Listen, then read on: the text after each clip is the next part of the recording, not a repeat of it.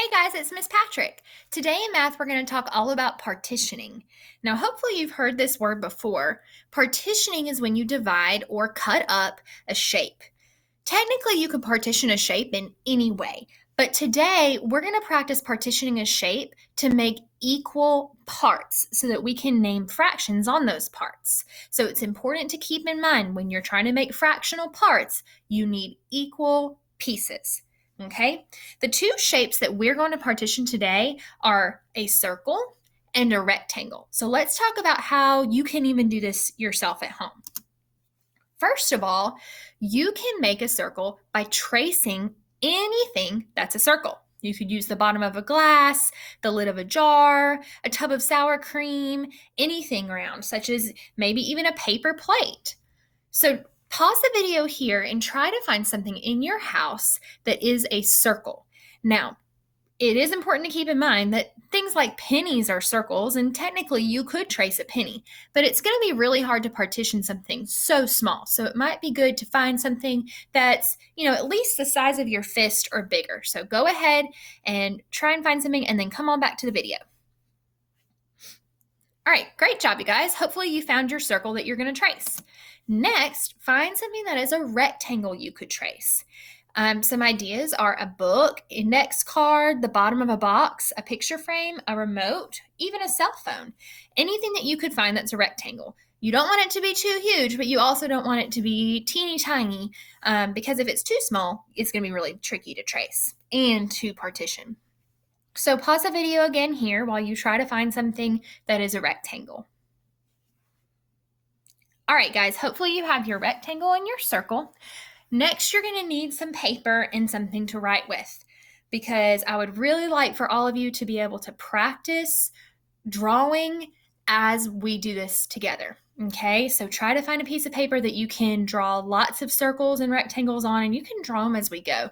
You don't have to draw them ahead of time, but you do want to make sure you have something like that, or maybe a whiteboard, or even if you want to do chalk outside in the front of your house or your apartment or whatever you need to do to find something to write with where you can draw over and over again. Okay, I'm going to show it to you on my computer. Before we get started actually partitioning those shapes, I do want to mention that you can technically partition any shape. When you're finding fractional parts, you can partition any shape that isn't too organic, as we might call it. So if you have a shape that has squiggly lines everywhere and it would just be really difficult to partition, that may not be the best thing. But looking at some of the shapes on your screen right now, hopefully you can see how you could partition some of those or draw lines in them to make equal pieces. So even though today we're going to be practicing on circles and squares, rectangles, things like that, it doesn't mean those are the only shapes that you can make fractions with or the only sort of models you can have. They're just really simple and they're shapes that you can easily find around your house. So that's why we're doing those. Let's start by partitioning shapes into halves. So draw a circle and a rectangle. Pause the video if you need me to slow down. And think about what you could do to draw a line that would partition your shape into halves. Now, hopefully you remember that halves means two equal pieces in one whole. So let's look at the circle on the left. That would be one whole by itself. If you draw a line down the middle, you've made halves. So let's look at this one. This is just a vertical line down the middle. Well, even that term down the middle means one line splitting something into two equal parts. So if you're drawing a line down the middle, you've made halves. Now, this is one way to make halves, but it's really not the only way to make halves in a circle. You could draw a horizontal line like this. Either way, you still have two equal pieces. You could also draw a diagonal line to make your two equal pieces. Whatever you need to do, you can get creative with it as long as you can prove that those pieces are equal. All right, now let's look at our rectangle. This is a separate whole. This is these pieces are not going to be equal to the pieces of the circle. Okay, that's important to keep in mind. But the pieces within the rectangle need to be equal to each other. And just like the circle, you can partition your rectangle by drawing a line right down the middle. If I draw a horizontal line like this that partitions it down the middle, I've got 2 halves.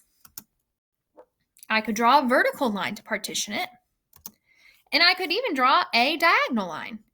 Now, this fraction, remember, this 1 on top is the numerator, and the 2 on the denominator is read 1/2, and that's called a unit fraction. A unit fraction is what you call it when you have just one piece of the whole. So we labeled each piece with that unit fraction. All right, let's move on.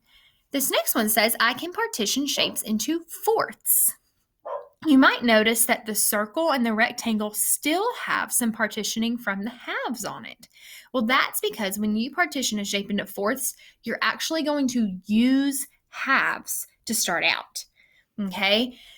Go ahead and draw yourself a new circle and a new rectangle. And you can watch all the way through fourths if you want to first before deciding how you're going to partition those, or you can partition them every way you like. We're going to start with halves, and in order to turn halves into fourths, hopefully you know that you can just cut your halves in half. So look at this circle.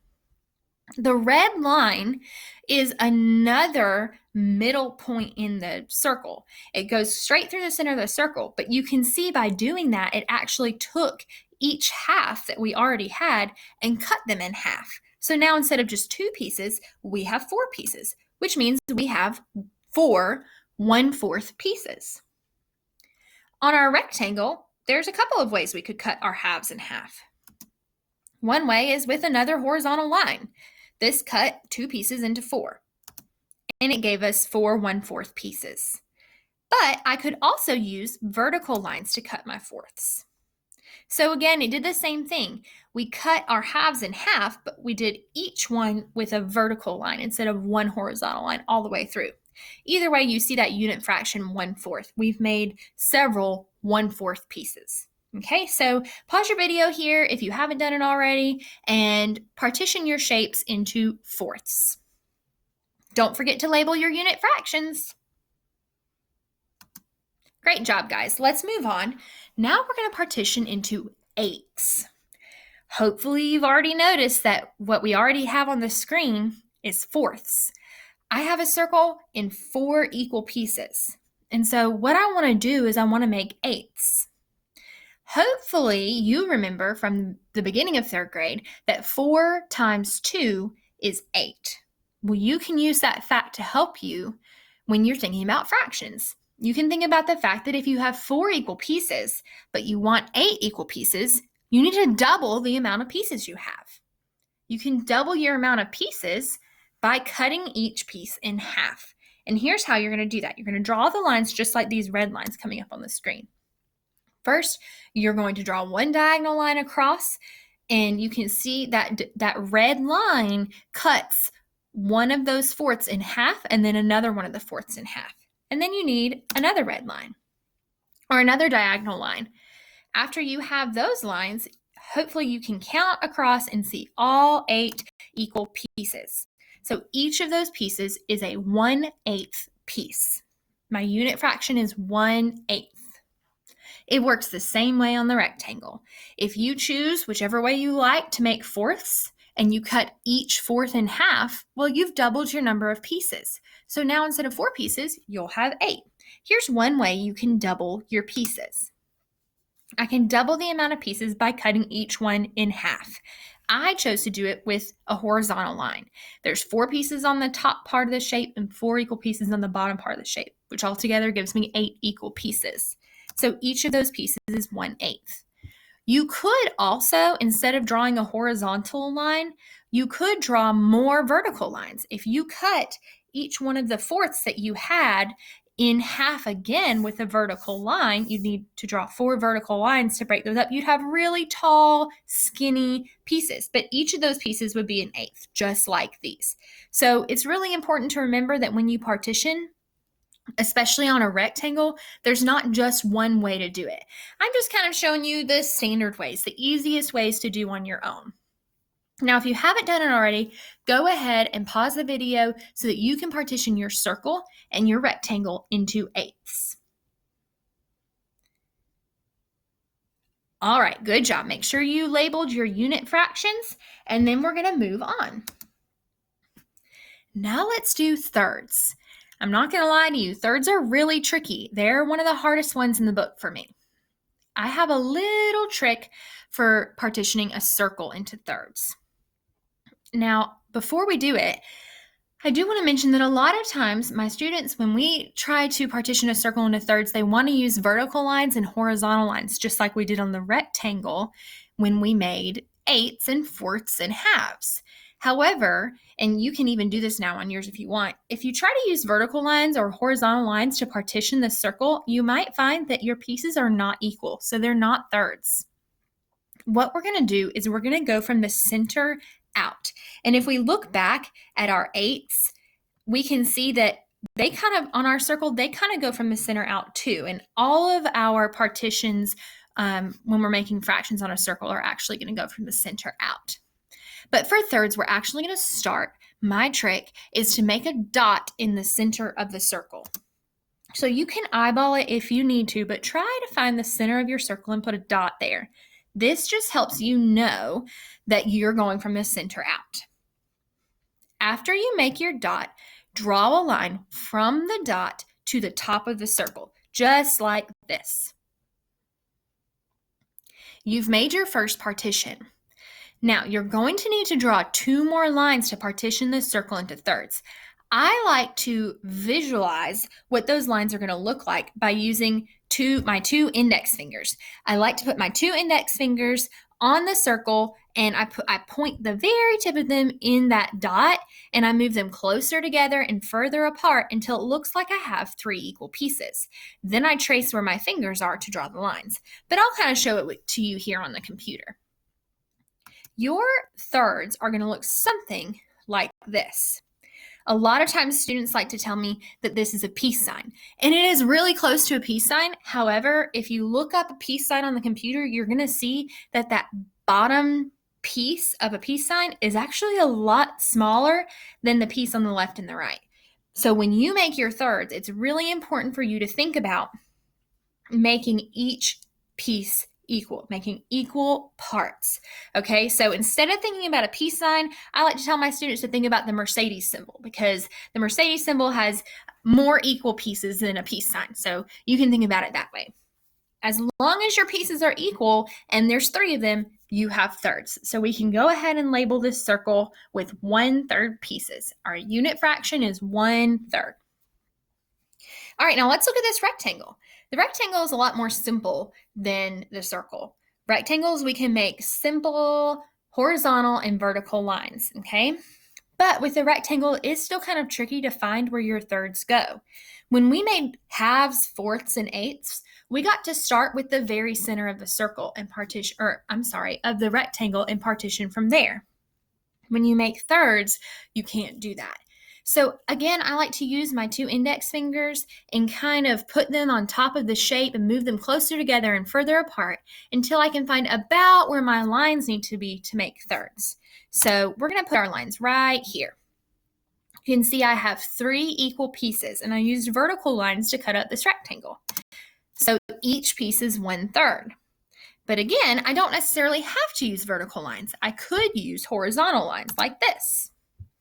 And so in this way of partitioning, my pieces might actually look a little bit different, but each of them is still 1/3 of this rectangle. So 1/3 of the rectangle that looks like this is actually the same as a third that looks like this, because they're both 1/3 of the same size rectangle. So that's pretty cool to think about. The area of those pieces is the same. Okay, so pause the video and practice making thirds on your shapes now. All right, I know you guys have done a lot of drawing today. We've got one more type of fraction to partition with today, and it is sixths. Now, when we do sixths, we're going to start with thirds, because hopefully, just like you thought about with 4 times 2 equals 8, 3 times 2 equals 6. So if I start with thirds and then I double my amount of pieces, I'll have 6 pieces. So just like when we did eighths, the way to double your pieces is by cutting each one in half. So we're going to do the same thing with 6. So let's start with our circle. You're going to make the Mercedes symbol, start from the center and go out. Okay, make your 3 equal pieces, and then you can cut each piece in half one at a time. So I'm going to start by cutting the bottom piece in half. Oops, the bottom piece in half, and then the left piece in half. And you can see that 4 of my pieces are equal right now, but that 5th piece is much bigger. So we got to cut it in half. And now we have 6 equal pieces. So each piece is 1/6. On the rectangle, again, it's pretty straightforward. All I need to do is cut those pieces in half. I could do it with a vertical line or with 3 vertical lines, cutting each piece in half, or I could just do 1 horizontal line like this. And then I just need to label with my unit fraction. Since there's 6 pieces and each of these pieces is 1 piece, each piece is 1/6 of the rectangle. All right, now's a great time for you to go ahead and try that.